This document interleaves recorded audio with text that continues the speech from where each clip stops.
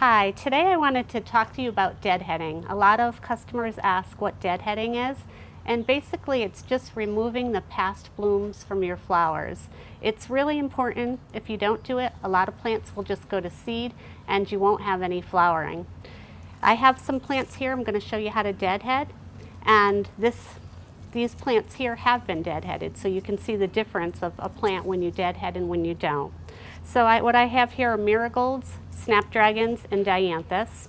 You can actually just come through and just pinch all these past blooms off the plant. You can use scissors if it's easier to use scissors. Right here I have a snapdragon, and when I do the snapdragon, I'm just going to pinch right down below the past blooms.